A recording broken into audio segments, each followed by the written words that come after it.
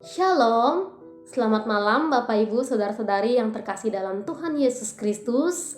Salam sejahtera dan salam sehat untuk kita sekalian.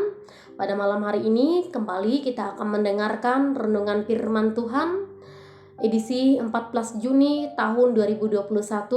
Sebagai dasar renungan firman Tuhan kita pada malam hari ini sesuai dengan nas Almanak Gereja Kalimantan Evangelis yang terdapat dalam Galatia pasal 6 ayat yang ke-11 hingga ayat yang ke-18 di bawah judul perikop peringatan dan salam. Bapak Ibu sekalian dapat membacanya secara pribadi di rumah masing-masing. Sebelum kita mendengarkan renungan firman Tuhan, kita bersatu di dalam doa, kita berdoa. Maha besar Tuhan Yesus Kristus, terima kasih Tuhan sepanjang satu hari ini Engkau sudah memberikan kami kesehatan, kekuatan, memberikan kami berkat, menyertai dan memberkati kehidupan kami, sehingga kami dapat mampu melakukan segala aktivitas dan kegiatan kami. Dan pada malam hari ini Tuhan, dengan penuh rasa syukur, dengan penuh rasa sukacita, kami hendak mempersiapkan hati dan pikiran kami untuk mendengarkan sabda kebenaran firman-Mu sebagai santapan rohani kami. Biarlah Tuhan Engkau mengurapi kami dengan kuat kuasa Roh Kudus-Mu. Kau memberikan kami roh hikmat kebijaksanaan, supaya kami dapat mengerti, memahami kebenaran firman Tuhan dan menjadi pelaku firman-Mu. Berfirmanlah Tuhan sebab kami siap untuk mendengarkannya. Amin. Tema perenungan malam kita pada malam hari ini yaitu tipe pengikut Kristus.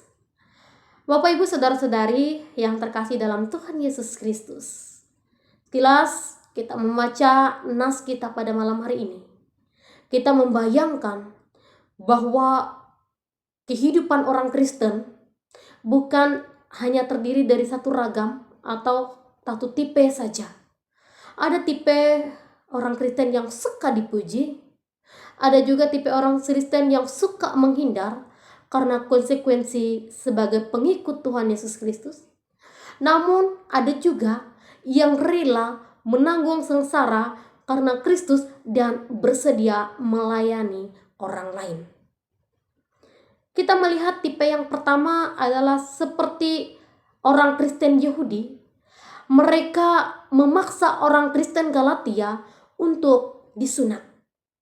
Mereka seolah-olah ingin menyatakan bahwa keselamatan seolah-olah ada di dalam Kristus baru lengkap bila orang Galatia akan disunat. Mereka yang secara lahiriah suka menonjolkan diri untuk kepentingan mereka sendiri. Tentu ini semua ada maksud dan tujuannya.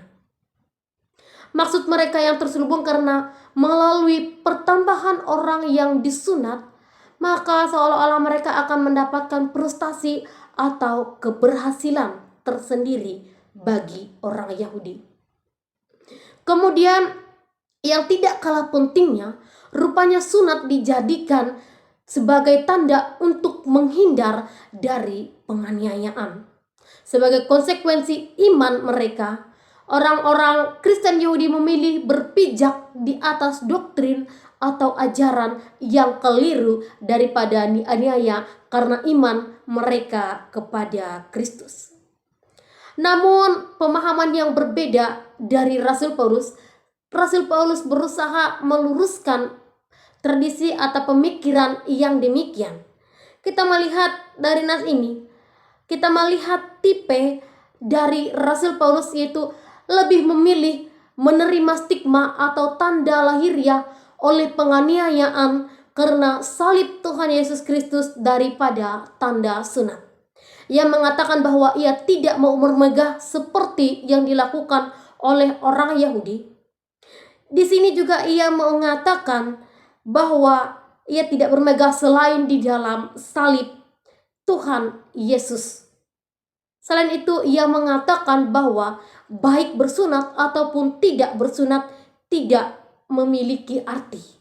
Tetapi yang lebih berarti adalah bagaimana orang Kristen bisa menjadi manusia baru, menjadi ciptaan Tuhan yang baru. Artinya meninggalkan gaya hidup yang lama dan berusaha oleh menjadi orang-orang yang beriman dan menjadi manusia yang taat dan setia dalam Tuhan Yesus Kristus. Dan manusia yang percaya, yang mau dipimpin oleh Tuhan Yesus Kristus, bukan dipimpin atas dasar tradisi atau pemikiran tersendiri, tetapi mau dipimpin oleh kuat kuasa Roh Kudus yang berasal daripada Tuhan Yesus Kristus. Hendaknya kita berani menyuarakan kebenaran firman Tuhan meskipun dengan keadaan yang bertentangan dengan orang lain. Dan hendaklah kita mau menjadi manusia baru yang diperbaharui di dalam Tuhan Yesus Kristus. Taat dan setia kepada Tuhan dan melayani orang lain. Tidak mencari keuntungan, kehormatan diri sendiri, namun hanya untuk kepujian dan kemuliaan bagi nama Tuhan Yesus Kristus, sehingga kasih karunia Tuhan menyertai roh kita. Pertanyaannya bagi kita sekarang, tipe seperti manakah kita? Apakah kita seperti tipe orang yang suka mendorong orang lain untuk melakukan kebenaran firman Tuhan, namun diri kita sendiri tidak? Ataukah kita termasuk tipe orang yang suka menambah-nambahkan kebenaran dengan berbagai tradisi dan pemikiran kita sendiri? Ataukah kita tipe seperti orang yang berani dengan tantangan yang ada, menyampaikan kebenaran firman Tuhan dengan tantangan yang ada, demi kepujian dan kemuliaan bagi nama Tuhan Yesus Kristus? Kiranya kuasa Roh Kudus menyertai kehidupan kita semua, supaya kita mengerti dan memahami kebenaran firman Tuhan dalam kehidupan kita. Amin untuk kebenaran firman Tuhan. Kita bersatu di dalam doa, kita berdoa. Selamat malam Bapa Surgawi, kembali kami datang ke hadirat-Mu yang kudus. Terima kasih Tuhan, melalui kebenaran firman-Mu kami boleh dikenyangkan ya Tuhan, supaya kehidupan kami serahkan hanya ke dalam tangan pengasihan-Mu, bukan atas dasar aturan kami sendiri, bukan atas dasar kemauan kami sendiri Tuhan, tetapi biarlah Tuhan kami mau memberikan diri kami dipimpin oleh Tuhan dan kuasa Roh Kudus Tuhan Yesus Kristus yang selalu melingkupi kehidupan kami. Melalui kebenaran firman-Mu Tuhan yang selalu mengingatkan supaya kami tidak bermegah diri kami sendiri Tuhan, tetapi kami yakin dan percaya hanya oleh pertolongan Tuhan Yesus Kristus kami mampu melakukan firman-Mu.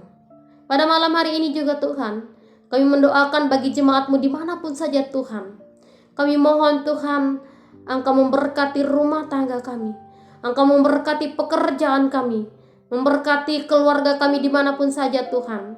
Menjaga dan melindungi kami dari sakit penyakit, sehingga kami selalu diberikan kesehatan, kekuatan.